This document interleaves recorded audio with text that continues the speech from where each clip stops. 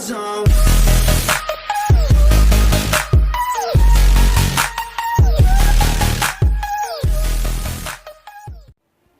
Salut à tous et bienvenue dans une vidéo qui va porter sur ma technique d'attaque favorite, le Go Viva. Cette vidéo va se faire en 4 parties. La première partie sur qu'est-ce que le Go Viva et comment cette composition est faite.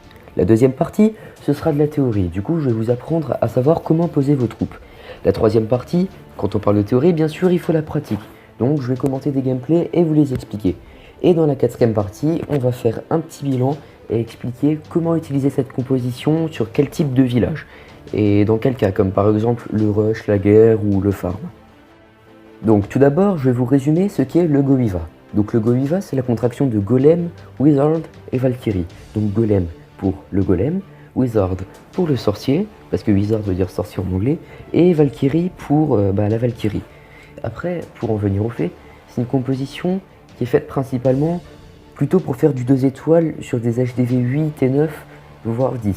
Là, je parle bien en tant qu'HDV 8. Après, maintenant, je vais vous expliquer comment est formée cette composition. Donc, comment est formée cette composition? Eh bien, personnellement, j'utilise 4 archers pour le grattage, 6 sapeurs pour pouvoir ouvrir la voie, 13 sorciers pour bien déblayer, 4 serviteurs pour gratter à la fin aussi, 8 Valkyries pour pouvoir faire pas mal de dégâts dans le village, et 2 golems pour tanker. En termes de sorts, j'utilise un sort de soin, un sort de rage, 3 sorts de séisme, et en château de clan, je prends un PK et un sort de séisme. Maintenant que vous savez ce qu'est cette composition, je vais vous expliquer comment l'utiliser. D'abord, vous prenez 4 sorts de séisme et vous faites un chemin vers l'HDV. Ensuite, vous posez 2 golems espacés de quelques cases, suivis de quelques sorciers pour déblayer le tout. Ensuite, vous envoyez 3 sapeurs pour pouvoir ouvrir un chemin dans les remparts. Et ensuite, vous envoyez votre roi, votre château de clan et vos Valkyries en même temps. Une fois que vos troupes ont pénétré dans le village, il faut les soigner à l'entrée du compartiment central puis les enrager. Et ensuite, quand votre roi arrive au compartiment central ou qu'il a des difficultés au niveau de la vie, il faut l'enrager lui aussi. Et pour finir, s'il y a besoin, vous pouvez éventuellement gratter les derniers pourcents avec les archers et les serviteurs. On a vu la théorie, c'est bien beau la théorie, mais maintenant il faut passer à la pratique grâce à des gameplays que je vais vous commenter. Donc là, on commence par le premier gameplay. Donc je trouve un HDV 9, et oui, je suis en Ligue Titan 2. Du coup, pour commencer, je mets mes 4 sorts de séisme pour faire un chemin vers le compartiment central. Ensuite, vous voyez, je mets mes 2 golems bien sur la ligne en les espaçant. Et après, je mets mes sorciers pour pouvoir nettoyer tous les bâtiments autour et que mes Valkyries ne tournent pas. Ensuite, je mets 3 casse-briques pour casser le mur et mes Valkyries ainsi que mon roi et mon PK. Là, je vois qu'il y a des géants et que les géants ne peuvent rien faire de mal sur mes Valkyries et qu'elles le tuent facilement. Du coup, pas besoin de ça. Là, mes Valkyries vont vers le côté et mon PK et mon roi se dirigent au centre avec quelques sorciers. En attendant, mes Valkyries tournent, mais je les enrage quand même parce que je préfère enrager les Valkyries. Et là, catastrophe, je remarque que mes Valkyries sortent du village. Du coup, je les laisse faire et je garde un petit œil sur le centre comme ça.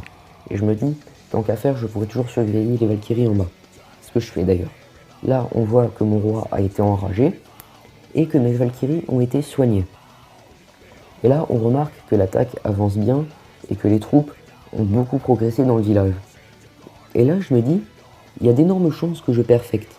Du coup, ce que je fais, c'est que je mets quelques troupes pour gratter. Du coup, là, j'ai mis des serviteurs pour gratter le canon et j'en avais mis en haut pour gratter les bâtiments tranquillement. D'ailleurs, pourquoi j'ai mis des serviteurs pour gratter le canon? C'est parce qu'ils ne peuvent pas être attaqués par le canon. Petite précision. Du coup, là, je mets des archers comme ça pour les utiliser et pour finir de gratter le canon. Et là, on voit qu'il me reste encore pas mal de troupes. Du coup, le perfect passe facilement. Là, je suis à 97%, mais je suis 100% sûr que le perfect passe. Et là, il reste plus qu'un bâtiment. Mon sorcier tire dessus et ça perfecte. Donc, on voit que la composition, elle est vraiment efficace, je trouve. Et là, pour le deuxième gameplay, on va étudier un cas différent. Ici, on observe une base tournante qui est symétrique. Et les compositions Go Viva marchent très bien. Donc pour commencer, je fais encore ma petite route tranquillement vers le centre. Et là ici, comment je fais? Ce que je fais, c'est que je mets un golem et la moitié de mes sorciers de chaque côté. Du coup, vous voyez qu'ici j'ai bien séparé et que là ça nettoie les bords. C'est pour que mes troupes ne tournent toujours pas. Et vu que j'ai un nombre de sorciers impair, je mets la plus grande partie en termes de sorciers pendant la première attaque, donc c'est-à-dire un sorcier de plus, et je remplace le dernier sorcier par le roi dans l'autre coin. C'est important à retenir. Ensuite, ce que je fais, c'est que j'envoie mon P.K. et mes Valkyries au centre. C'est très important. On y en fait un petit trou avec le casse-brique. Et après, on suit le schéma habituel. Du coup, on soigne et on enrage en arrivant au bord. Là, je reconnais avoir juste enragé, mais c'est parce que ce n'était pas nécessaire de soigner.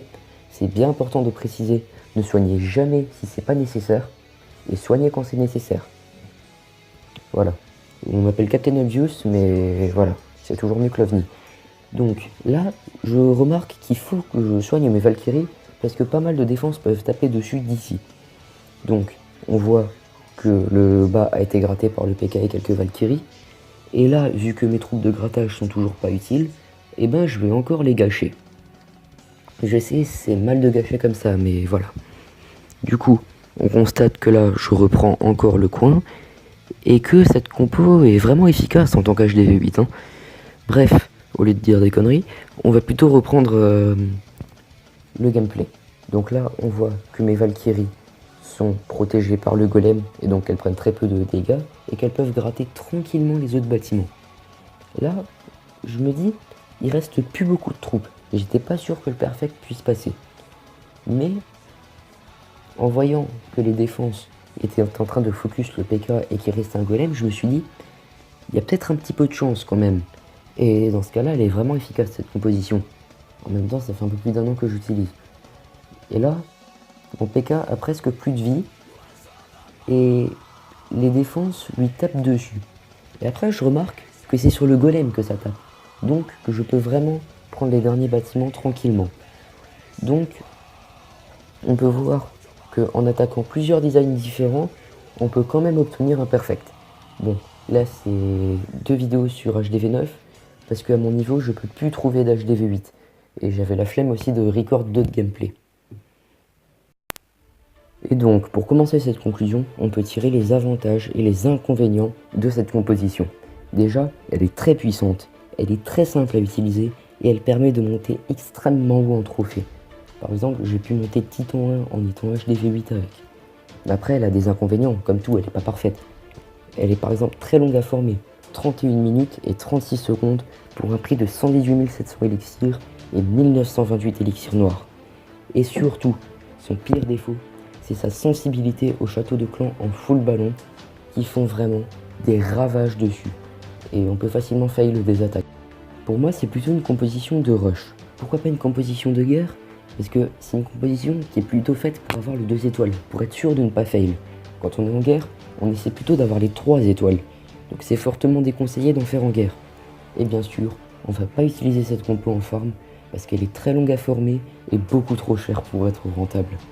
Mais en tout cas, c'est une composition que je conseille beaucoup pour le rush parce que je l'adore et elle est extrêmement efficace.